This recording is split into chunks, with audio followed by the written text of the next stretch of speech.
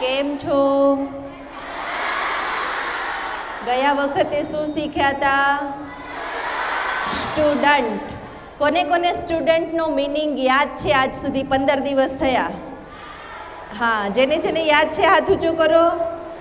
STUDENT યાદ કરો, યાદ આવશે. એક એક શબ્દ શીખ્યા હતા.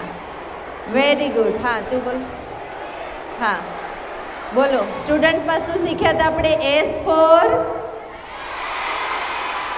સેલ્ફ કોન્ફિડન્સ શીખ્યા હતા. પછી T ફોર ટ્રુથફુલ. પછી U ફોર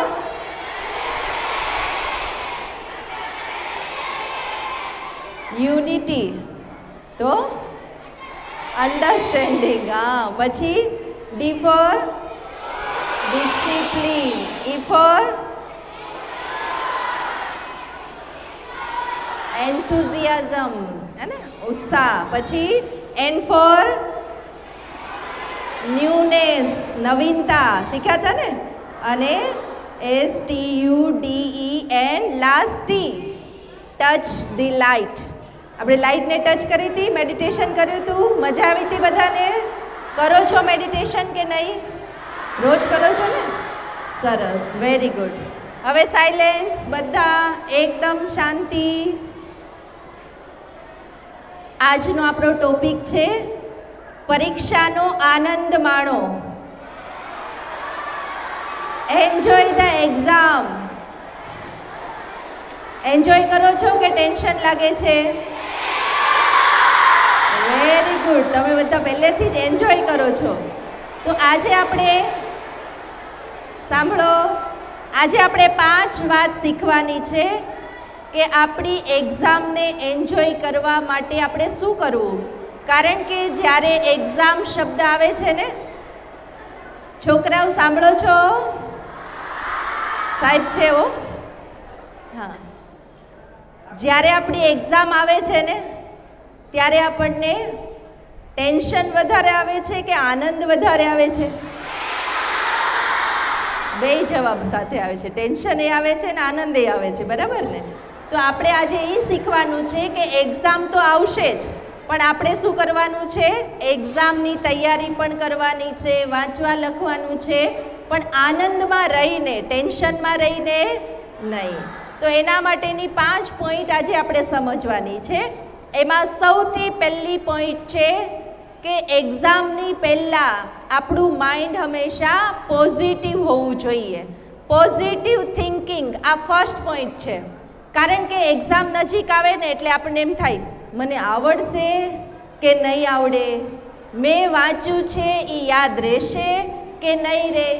મેં વાંચ્યું છે એ પૂછાશે કે નહીં પૂછાય? આવું બધું થાય છે ને, આમ થાય છે ને, હે ને? અને પછી મને સફળતા મળશે કે નહીં? હું પાસ થઈશ કે નહીં? હું આગળ વધી શકીશ કે નહીં? આવા બધા પ્રશ્નો આવે ને. અને આવા બધા નેગેટિવ વિચારોથી જ આપણું સેલ્ફ કોન્ફિડન્સ ડાઉન થઈ જાય. અને પછી શું થાય?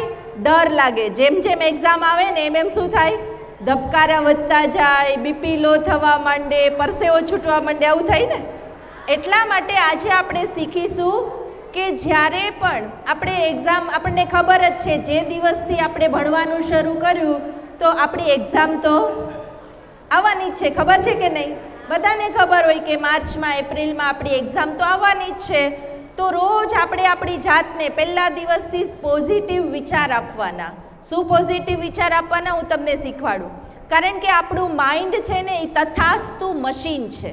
શું છે? તથાસ્તુ મશીન. આપણા કોઈ ગુરુજી હોય, આપણા વડીલો હોય, એને આપણે પગે લાગીએ તો આપણને શું કહે? તથાસ્તુ કહે છે ને. તો તથાસ્તુ એટલે કે તમારી જે શુભ ઈચ્છા હોય, જે શુભ સંકલ્પ હોય એ પૂરો થાય, એને શું કહેવાય? તથાસ્તુ.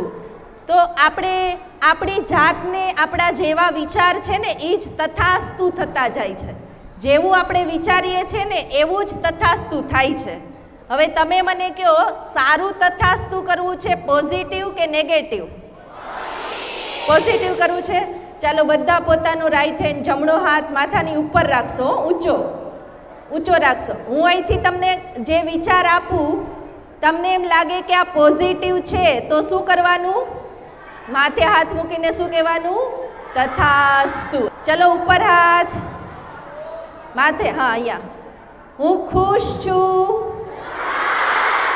હું શક્તિશાળી છું, હું નિર્ભય છું, મને કંઈ નહીં આવડે તો નહીં વિચારવાનું ને. મને જે વાંચ્યું છે બધું યાદ રહી ગયું છે, મેં જે વાંચ્યું છે એ જ પરીક્ષામાં પૂછાશે, પરીક્ષામાં જે પૂછાશે એ મને આવડી જશે, મારું સારું રિઝલ્ટ નહીં આવે તો એમાં તથાસ્તુ. તો જે આપણે વારંવાર વિચારશું ને એ જ તથાસ્તુ થશે. તો તમારે શું તથાસ્તુ કરવું છે કે જો એક્ઝામ પહેલાં વારંવાર વિચારવાનું કે હું જે વાંચું છું એ મને બધું પહેલાં યાદ રહી ગયું છે.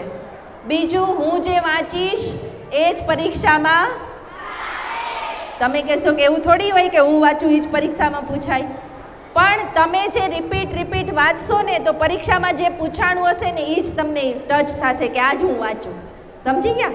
આ એક લો છે, લો ઓફ એટ્રેક્શન ભણો છો ને, તો એક સિદ્ધાંત છે કે જેવા તમારા વિચારો છે ને એ જ વસ્તુ તમને એટ્રેક્ટ કરે છે. એટલા માટે હંમેશા પોઝિટિવ વિચાર કે હું જે વાંચીશ એ જ પરીક્ષામાં પૂછાશે, જે પરીક્ષામાં પૂછાશે એ મને બોલો એ મને આવડી જશે, હું સારામાં સારી રીતે પેપર લખી શકીશ અને મને સારામાં સારું રિઝલ્ટ આવશે જ. બરાબર? આ છે પોઝિટિવ થિંકિંગ. યાદ રહી ગયું? તથાસ્તુ. રોજ કેવું તથાસ્તુ કરવાનું? પોઝિટિવ, નેગેટિવ નહીં. બીજું છે ફિયર ઇઝ ફેલિયર. જે ડર છે ને અંદર એ જ અસફળતા છે. કોઈ પણ કામ કરવા જઈએ નિર્ભય બનીને કરીએ.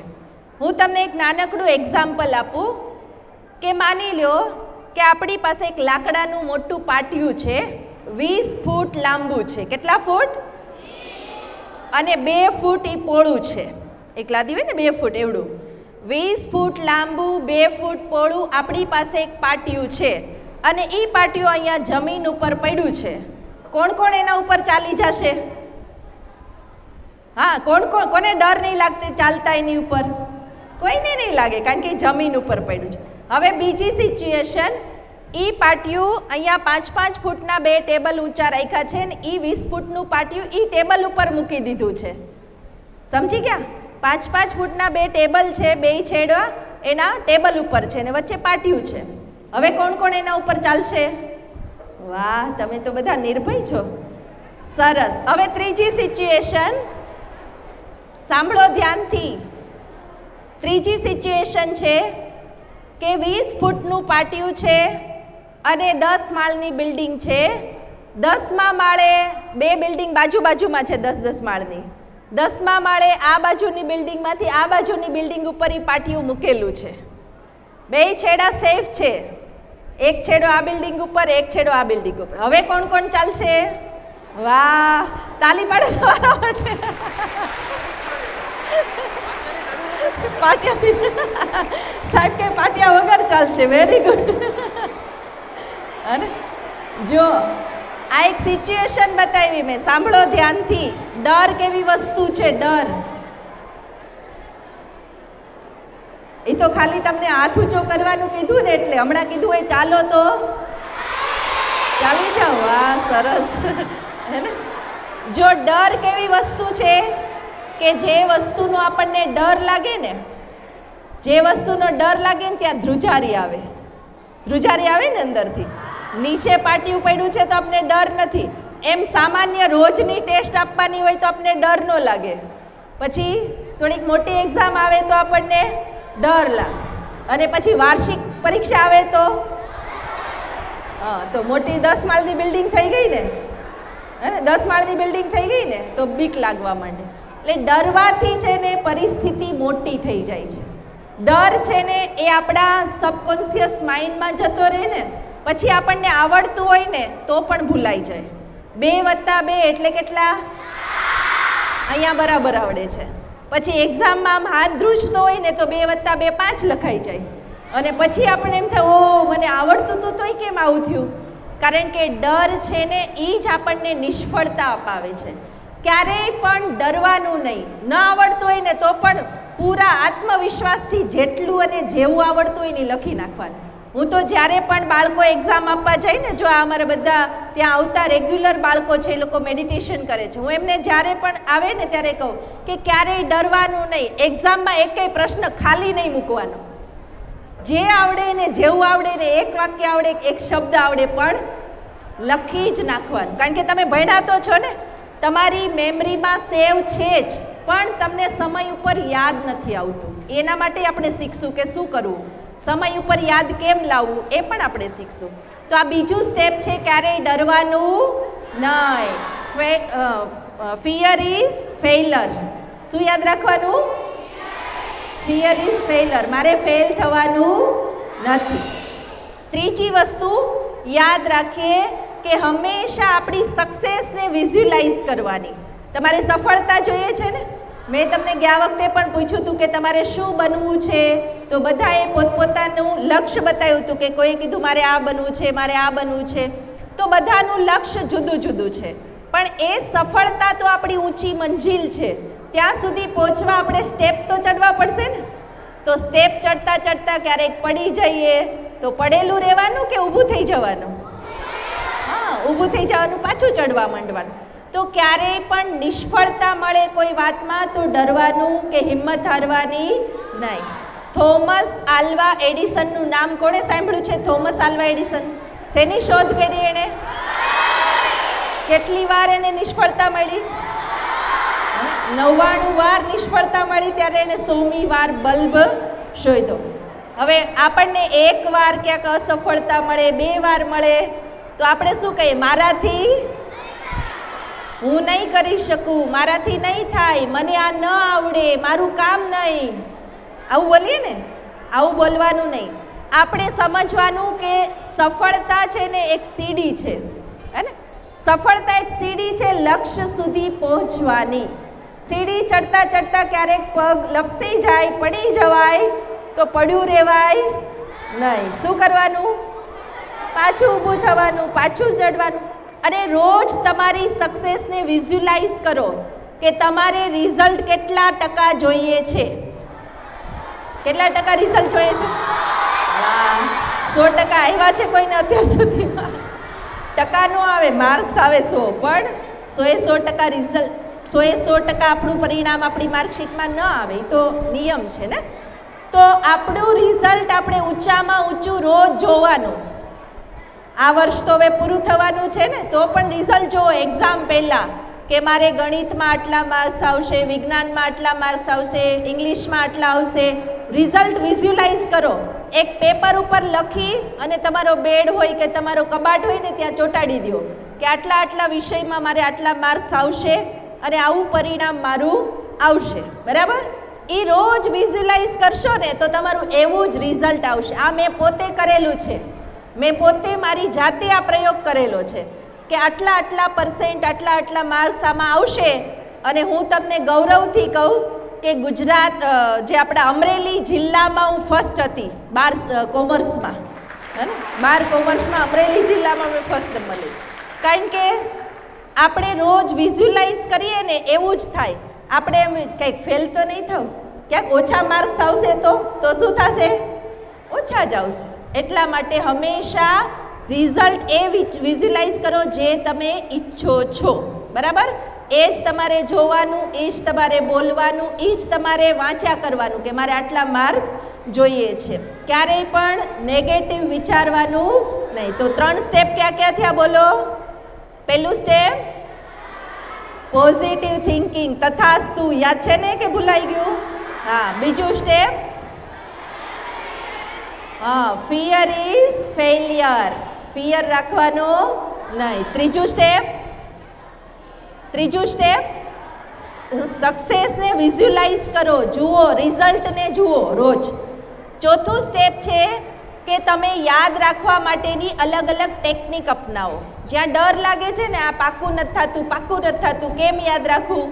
તો યાદ રાખવા માટેની ટેકનિક, કોઈ પણ સ્ટોરી બનાવો. જો આમાંથી તમને જે આપણા મેઘધનુષના 7 રંગો આવડે છે? ક્યાં ક્યાં છે? કેમ આવડે છે? એક સૂત્ર બનાવી લીધું છે, જાની વાલી પીનારા. તો એ સૂત્રથી તમને યાદ આવી જાય છે ને? એમ આપણે જે વિષયમાં ભણીએ છીએ ને એમાં આપણે એક સૂત્ર બનાવી લઈએ, એક સ્ટોરી બનાવી લઈએ, આપણને ગમતા હોય એવા આમ સ્ટેપ પાડી લઈએ. જો અમે પણ તમારી પાસે આવીએ ને તો અમે પણ એક જે પોઈન્ટ્સ હોય ને લખીને આવીએ છીએ. અને અમારી પાસે પણ પોઈન્ટ્સ છે, કારણ કે અમારે તમને જે સંભળાવવાનું છે, શું સંભળાવવું, કેમ સંભળાવવું, તો પોઈન્ટ્સ હોય તો શું થાય? જલ્દી સંભળાય ને? એમ તો યાદ જ છે, પણ પોઈન્ટ્સ હોય તો આપણને બુદ્ધિમાં જલ્દી યાદ આવી જાય. એટલે તમે વાંચો ને પછી વાંચતા વાંચતા શું કરવાનું? પોઈન્ટ લખી નાખવાના. પછી તમારે આખું ન વાંચવું પડે, ખાલી પોઈન્ટ વાંચો ને તો પણ તમારી મેમરીમાં એ યાદ આવી જાય. તો સમજી ગયા શું કરવાનું? પોઈન્ટ્સ બનાવી લેવાના અને પોઈન્ટ્સના આધારે તમારે યાદ રાખવાનું. અને જ્યારે પણ એક્ઝામ આપવા જાઓ ને એ પહેલાં રિલેક્સ રહેવાનું. આજકાલ જેમ જેમ એક્ઝામ આવે ને એમ બાળકો વધારે બીમાર પડવા માંડે છે. થાય છે આવું? કોને કોને એક્ઝામ વખતે ભૂખ નથી લાગતી? જમવાનું જ ન ભાવે. શું કામ આવું થાય છે? હા, ડર. હે ને? અંદરનો જે ડર છે ને એ જ તમને ભૂખને મારી નાખે છે. ડરવાનું નહીં. બીજું, સરખી ઊંઘ કરવાની. ઓમ શાંતિ.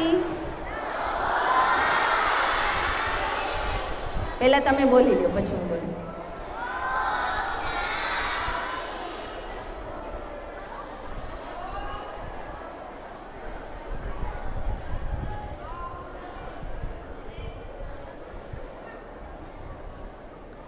એક્ઝામના દિવસો જેમ જેમ નજીક આવે ને એમ આપણા માઇન્ડને આપણે રિલેક્સ કરતું જવાનું, ટેન્શન નહીં.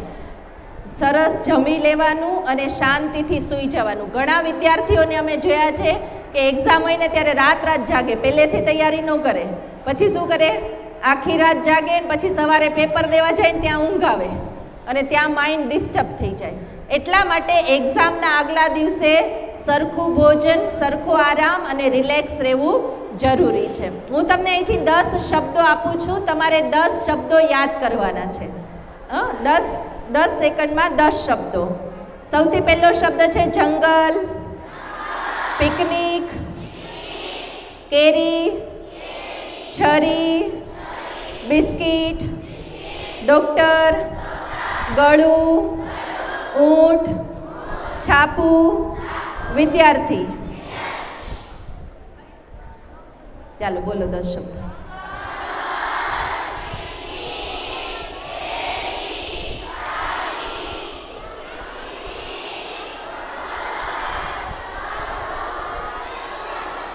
પાંચ બરાબર ચાલ્યા, હવે 5 ગડબડ થઈ ગઈ. ચાલો હું તમને એક સ્ટોરી કહું, સાંભળો સ્ટોરી. સ્ટોરી સાંભળો. આપણે બધા એક દિવસ જંગલમાં પિકનિક કરવા ગયા. ક્યાં ગયા? જાવું છે? હા સાહેબ, બધાને આપણે લઈ જશું જંગલમાં પિકનિક કરવા. હવે જંગલમાં પિકનિક કરવા ગયા ને ત્યાં સરસ મજાની કેરી જોઈ આપણે, હે ને? તો કેરી જોઈ તો ખાવાનું મન થઈ ગયું. ત્યાં આપણી પાસે ચાકુ હતું નહીં, એટલે આપણે શું કર્યું? આખી કેરી ખાઈ ગયા. તો કેરીનું ગોઠલું હતું ને ક્યાં ફસાઈ ગયું? ગળામાં ફસાઈ ગયું. હવે ગળામાં ફસાઈ ગયું તો કંઈક કાઢવું તો પડે ને, કેમ કાઢવું? હવે આપણે જંગલમાં હતા, જંગલમાં તો કોઈ ડૉક્ટર મળે નહીં, પણ આપણે દૂરથી જોયું કે ડૉક્ટર આવી રહ્યા હતા. શેના ઉપર આવી રહ્યા હતા? ઊંટ ઉપર. તમને કેમ ખબર પડી? હા, ઊંટ ઉપર આવી રહ્યા હતા. અને ઊંટ ઉપર આવી રહ્યા હતા, એને આવ્યા આપણી પાસે. પછી ગળામાં જે ગોઠલું ફસાઈ ગયું હતું એને કાઢ્યું. અને પછી બીજા દિવસે છાપામાં આવી જાહેરાત કે આ વિદ્યાસભા સ્કૂલના જેટલા પણ સ્ટુડન્ટ છે ને બહુ જ હોશિયાર છે. તાલી પાડો એમના માટે. હા, 10 શબ્દો આવી ગયા. કેટલી સેકન્ડમાં આવડી ગયા તમને? 10 સેકન્ડમાં આવડી ગયા કે નહીં? વાર લાગી કંઈ નહીં. આમ તમે જે ભણો છો ને એને તમે વિઝ્યુલાઇઝ કરીને એક સ્ટોરી બનાવો. હવે તમને યાદ રહેશે 10 શબ્દ. આપણે ક્યાં ગયા? શું કરવા ગયા? શું ખાધું? ક્યાં ફસાઈ ગયું? કોણ આવ્યું? શું કર્યું? કાઢ્યું. અને પછી શેના ઉપર આવ્યા ડોક્ટર? અને છાપામાં શું હેડલાઈન આવી? Very good. સાહેબ હોશિયાર થઈ ગયા બાળકો. જો 10 સેકન્ડમાં આવડી ગયું, હે ને? તો આવી રીતે તમે જે વાંચો ને એને એક સ્ટોરી બનાવી લ્યો. સ્ટોરી બનાવી લેશો ને તો તમને જલ્દી યાદ રહી જાય. સરસ. હવે તમારે તમારા બ્રેઇનને એક્ટિવેટ કરવું છે. કારણ કે સાંભળો, બહુ સરસ વાત કહું તમને. આપણી પાસે બે વસ્તુ છે. આપણી પાસે બે વસ્તુ છે. એક છે માઇન્ડ અને બીજું છે બ્રેઇન. એક છે મન અને બીજું છે મગજ. હવે તમે મને કહો, બે એક છે કે અલગ અલગ? મને ન સમજાવે. એક કહેવા વાળા કેટલા છે? મન અને મગજ બે એક છે. એવું કોણ કે છે? હાથ ઊંચો કરો. હા, સરસ. હવે મન અને મગજ બે અલગ અલગ છે એવું કોણ કે છે? એ હાથ ઊંચો કરો. સર, હવે જેણે બેમાંથી એકેયમાં હાથ ઊંચો નથી કર્યો એ હાથ ઊંચો કરો. એનું કેવું શું છે?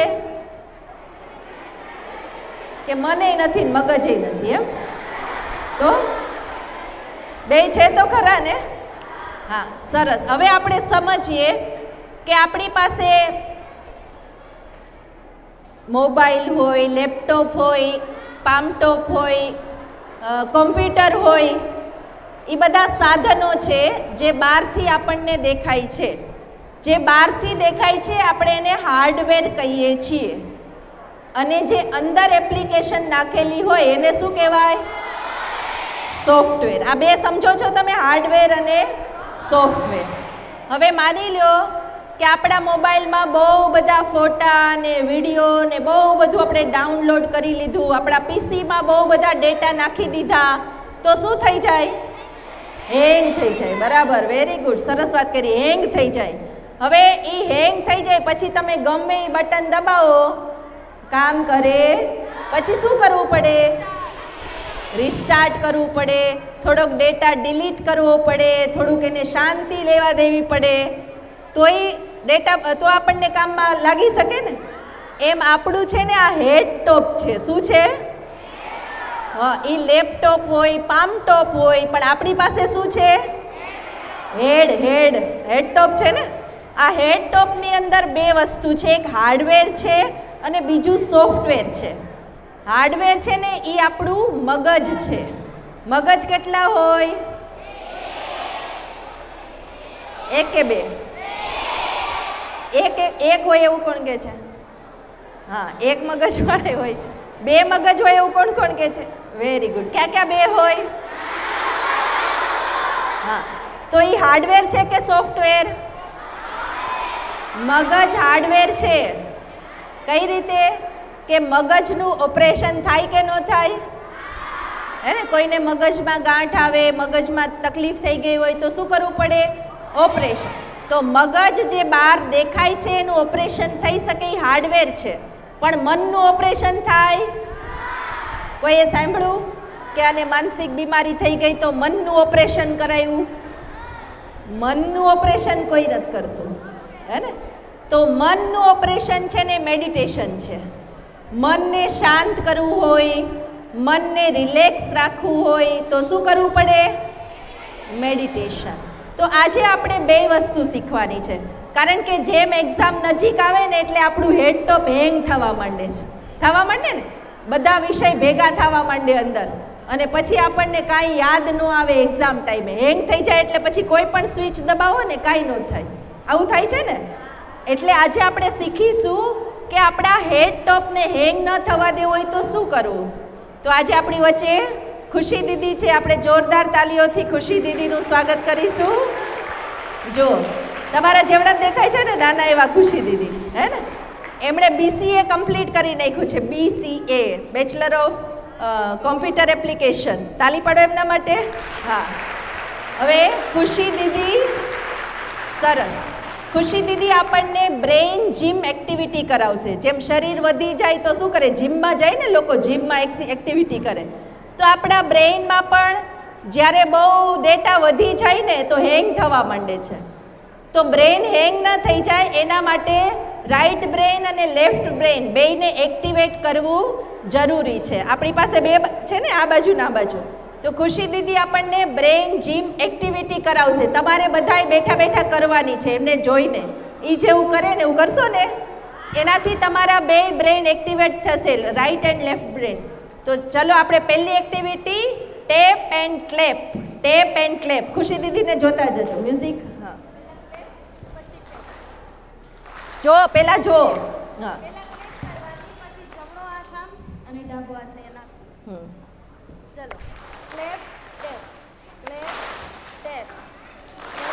અહીં વચ્ચે આવતી રહે. મ્યુઝિક.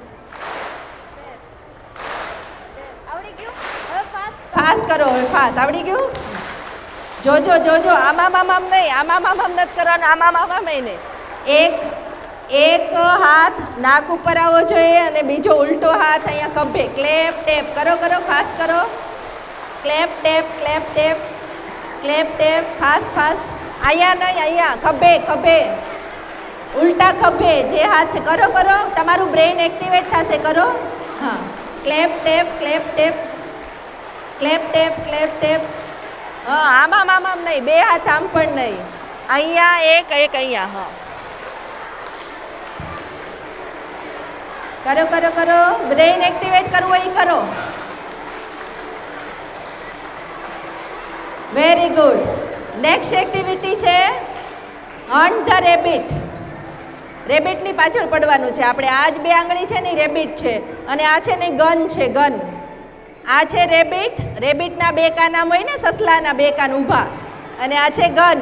ચાલો પાછળ પડો. મારવાનું નથી હો, ખાલી પાછળ પડવાનું. હા, પાછળ પડો, પાછળ પડો. હા, ચાલો ચાલો, આમ કરવાનું. હા, કરો કરો કરો, ફટાફટ કરો. હન્ટ ધ રેબિટ, ફટાફટ. Very good. કેવું સરસ લાગે જો. ફટાફટ ફટાફટ. આમ થવું જોઈએ હો, આમ નહીં. હા, કરો. આમ આમ. અહીંયા ઉપર હાથ હોય એ ખુલ્લા રહેવા જોઈએ, બે આંગળી. જે ઉપર આંગળી આવે એ ખુલ્લી, કાન રેબિટના.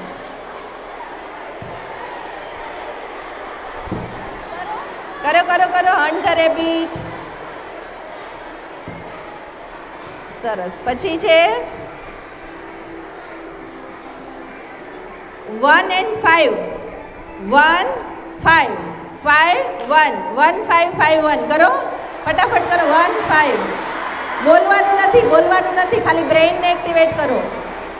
1 5 5 1 1 5 5 1 5 1 1 5 5 5 1 5 5 1 1 5 5 1. કરો ફટાફટ. એક હાથમાં 5, પાછું 1, પછી 5, પછી 1, 1 પછી 5. વારા ફરતી. એમ નહીં, એકના એક હાથમાં નહીં. 5 પાછું 1 આવવું જોઈએ. હા હા. 1 5 1 5 1 5 1 5 1 5. બે બ્રેઇન એક્ટિવેટ કરો. ફાસ્ટ કરો. 1 5.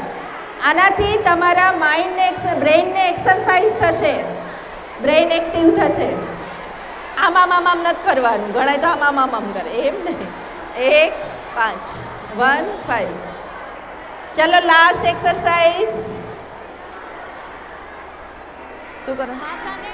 માથા ઉપર ટેપ કરવાનું અને પેટ ઉપર ગોળ ફેરવવાનું, ગોળ ફેરવવાનું. હા,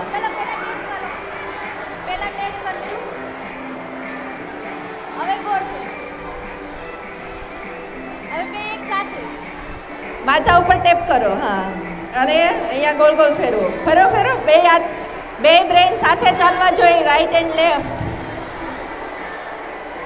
પાછળવાળા કેમ નથી કરતા?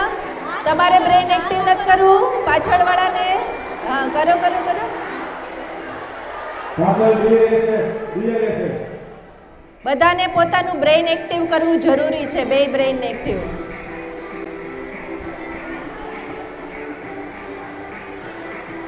કરો કરો કરો. હવે હાથ બદલી નાખો, હાથ બદલો. કરો. આ હાથેથી ટેપ કરો. હા,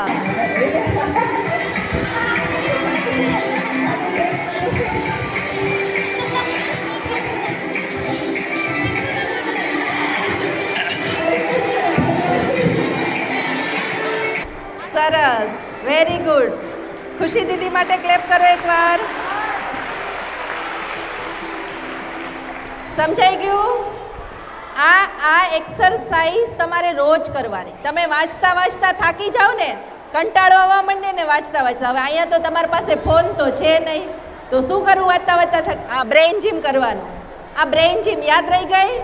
જો ચારે ચાર હું ફરીવાર બોલું છું.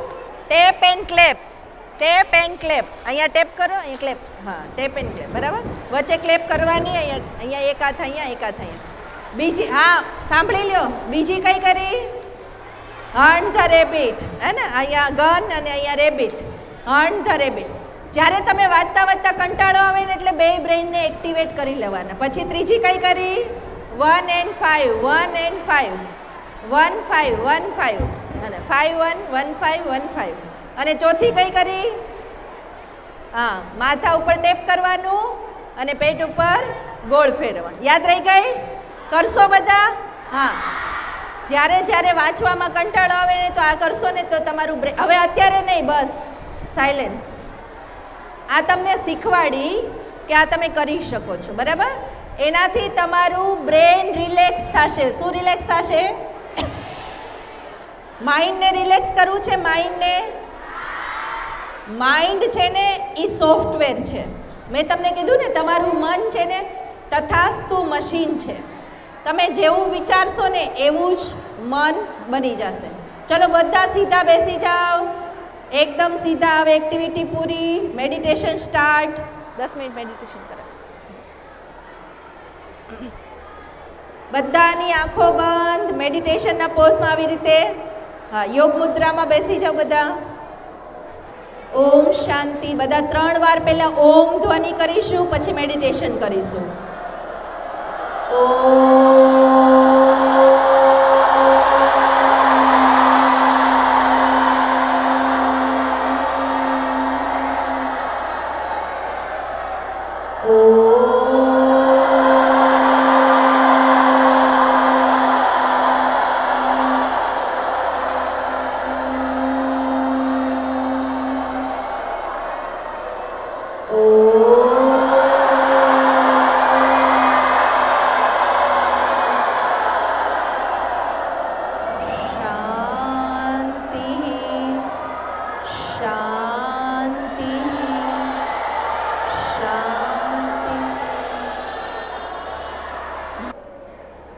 એકદમ મનને રિલેક્સ કરી દો, શાંત. અહીંયાથી હું જે વિચાર આપું છું એ વિચારવાનું છે. મનને શાંત કરવાનું છે, મનને શક્તિશાળી બનાવવાનું છે, મનને પરીક્ષા માટે તૈયાર કરવાનું છે. વિચાર કરો, મારું મન એકદમ શાંત છે.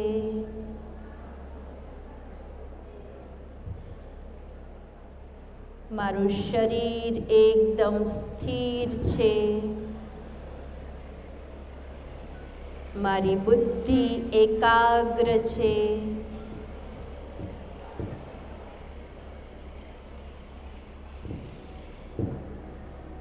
ધીરે ધીરે મનને એક સુંદર વિચારોની દિશામાં લઈ જઈએ.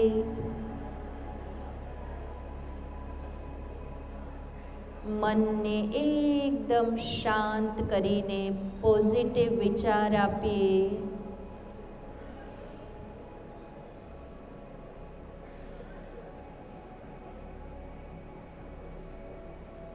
હું શાંત છું, હું શક્તિશાળી છું.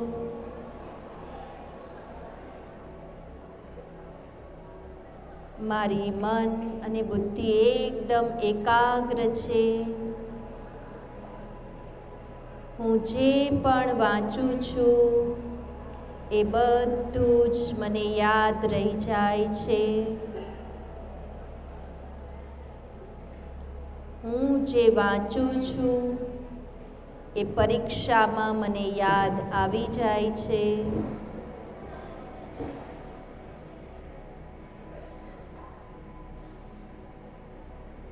અને હું સરસ રીતે મારી પરીક્ષા આપી રહી છું. બધા જ પેપર ખૂબ સારા જાય છે અને મને ખૂબ સારી સફળતા મળે છે. આજથી હું ભગવાનને મારા બેસ્ટ ફ્રેન્ડ બનાવી લઉં છું. બોલવાનું નથી, તમારે અનુભવ કરો, ખાલી વિચાર કરો. Music slow. ખાલી વિચારો, અનુભવ કરો. સર્વશક્તિવાન ભગવાન મારા બેસ્ટ ફ્રેન્ડ છે. હું જ્યારે પણ બોલાવું, જ્યારે પણ યાદ કરું, ભગવાન હંમેશા મારી સાથે છે. ભગવાન મને ખૂબ મદદ કરે છે.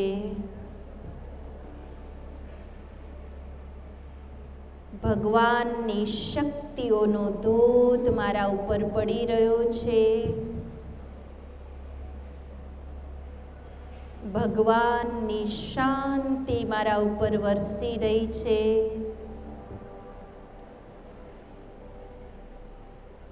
મારું મન એકદમ શાંત અને શક્તિશાળી બની ગયું છે.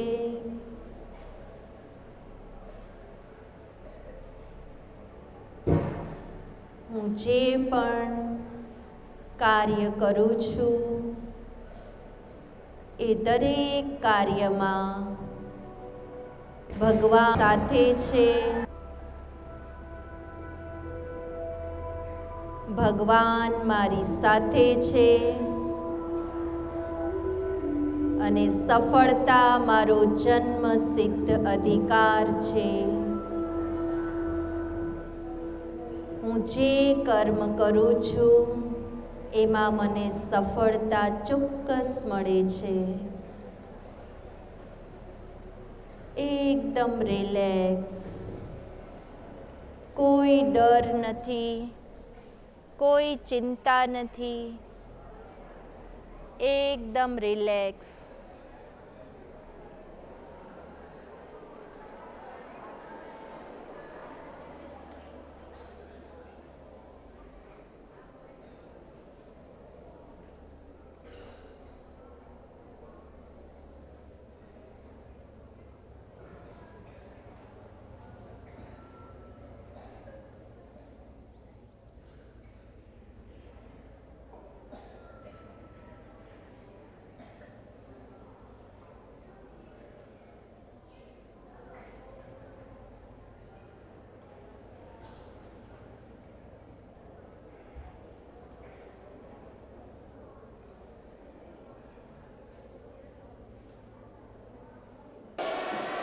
ધીરે ધીરે આંખો ખોલી બંને હાથને ઘસો. પોઝિટિવ એનર્જી, પોઝિટિવ ઉર્જા હા તમારા બ્રેઇન અને માઇન્ડને આપો. પોઝિટિવ એનર્જી, એકદમ રિલેક્સ, શાંત. આખા બ્રેઇનને આપી દો બધી બાજુ. હા, હવે આખા શરીરને પણ પોઝિટિવ એનર્જી આપો, આખા શરીરને છેક સુધી. સર, તો આ રીતે મેડિટેશન રોજ કરવાનું બધાએ. કમસે કમ 5 મિનિટ રોજ બધાએ મેડિટેશન કરશો ને તો તમે જે વાંચશો ને એ બધું તમને યાદ રહી જશે અને એક્ઝામ સમયે યાદ આવી જશે. કારણ કે માઇન્ડ અને બ્રેઇન બેયને રિલેક્સ કરવું જરૂરી છે. અને જ્યારે માઇન્ડ અને બ્રેઇન રિલેક્સ હોય પછી તમે વાંચો અને તમે એક્ઝામ આપો, એમાં તમને સફળતા ચોક્કસ મળશે. તો તમારી એક્ઝામ હવે આવી ગઈ હશે ને નજીક, તો તમને બધાને ઓલ ધી બેસ્ટ કે તમે ખૂબ સારી રીતે એક્ઝામ પાસ કરો. બીજું કે મેડિટેશન શીખવા માટે તમારે વેકેશન પડે ને તો બ્રહ્માકુમારી વિદ્યાલયમાં પણ ઘરે જતાં પહેલાં એકવાર આવજો. તમારા માતા પિતાની સાથે તમે અહીંયા કેરિયા રોડ ઉપર ગ્રીન પાર્ક સોસાયટીમાં છે, પછી અહીંયા બસ સ્ટેન્ડની બાજુમાં રેલવે સ્ટેશન અને બસ સ્ટેન્ડની વચ્ચે પણ એક બ્રહ્માકુમારી વિદ્યાલય છે, એક જયસિંહપરામાં પણ બ્રહ્માકુમારી વિદ્યાલય છે. જ્યાં તમને અનુકૂળ આવે ને તમારા માતા પિતા સાથે એકવાર જરૂરથી આવજો મેડિટેશન શીખવા. બીજું, આજે અમારી સાથે કેટલા બધા ભાઈ બહેનો આવેલા છે, તો તમને જોઈને એમ લાગતું હશે ને આ બધા કોણ હશે, તો આ બધા પણ ભણી ગણીને અહીંયા આવેલા છે. એટલે એવું નથી કે આપણે બધું કરી લઈએ પછી મેડિટેશન કરવાનું હોય, એવું નથી. આ બધાને અમે એટલે આજે લાવ્યા છીએ તમારી સામે કે આ બધાએ ભણતા ભણતા જ મેડિટેશન કર્યું અને બધાએ બહુ સારી સક્સેસ પ્રાપ્ત કરેલી છે. ઘણા શું કે મેડિટેશન કરવા માંડીએ તો પછી ભણવું ક્યારે, તો ભણતા ભણતા જ આપણે શું કરવાનું છે, મેડિટેશન. અને જેટલું આપણે મેડિટેશન કરીએ એટલું આપણું મન એકાગ્ર થાય. મેં મારા બાલ મંદિરથી લઈને કોલેજ સુધી મેં મેડિટેશન કર્યું અને દરેક ક્લાસમાં મેં ફર્સ્ટ નંબર લીધો છે, બાલ મંદિરથી કોલેજ સુધીમાં. તો મેડિટેશન કરવાથી જ આપણને આપણું માઇન્ડ એકાગ્ર થાય છે. એટલે રોજ તમે બધા ખાલી 5 મિનિટ તો 5 મિનિટ પણ મેડિટેશન જરૂર કરજો. પાક્કું? પાક્કું. All the best. Om Shanti.